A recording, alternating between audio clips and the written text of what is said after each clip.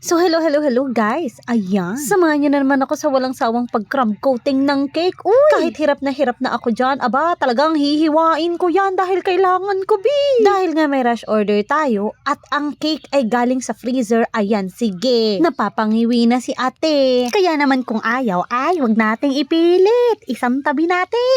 Ngayon naman ay kumuha ako ng bento cake kasi nga mini 2-tier ang order ni customer. At tulad nga ng mga ginagawa ko, dapat talagang may palaman ang bawat layer nito. Sino bagang may gusto ng puro tinapay ang order? Ay, syempre wala, di ka. Kaya naman hinati natin to na maraming beses. At dito ngayon nag-uumpisa na tayo maglagay ng icing para dun sa maliit na cake. Bali nga ang size nito ay 4x4 lang. At ang pinaka-size ng mini 2-tier ay 6x4 at 4x4. Huwag nyo nang itanong pero sasabihin ko, hindi pa yan yung pinakmaliit kong cake. Pwede pang babaan niya ng 6x3 at 4x3. Sobrang cute size na nun, pero kung gusto mo mag 6x1 at 4x1 ka na. Pero kung gagawin mo yun, ay isasuggest ko sa'yo na wag ka na lang mag-cake.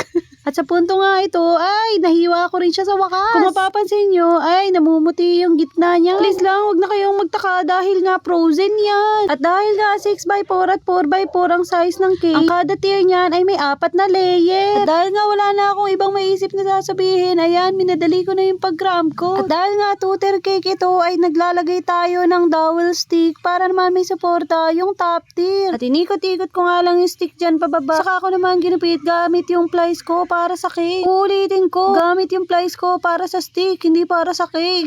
Ayan na nga, at kinutan ko na nga yan ng kulay puti. At kinutan ko na rin ng puti itong top tier para nga ipapatong ko na lang. Matapos ko nga gawin ito, ay bigla ko namang naalala na hindi pala kulay puti yung base icing niya. Oh my God! Pagkakita ko nga ng reference, ay agad naman akong nagkulay. Light pink lang naman ito at may konting dark pink sa ibaba. May kasama nga rin pala itong 24 pieces na premium cupcakes. Nung ginagawa ko nga itong cupcake, ay super cute na cute ako sa kulay. Favorite ko kasi talaga yung pink at saka color blue na combination. Huwag nyo lang silang paghahaluin dahil iba na yung kulay nun. Violet na yun. Sa kalagitnaan nga ng voice over ko, ay may pa-games nga pala ako. Kung nakita mo yung screenshot at yung pangalan mo, ay screenshot mo na rin yan. Pagka-screenshot mo, ay i-message mo na ako agad-agad, Congratulations sa'yo at ikaw lang yung nag-comment na walang nag-like. Pwede mong i-claim ang prize mo hanggang February 22.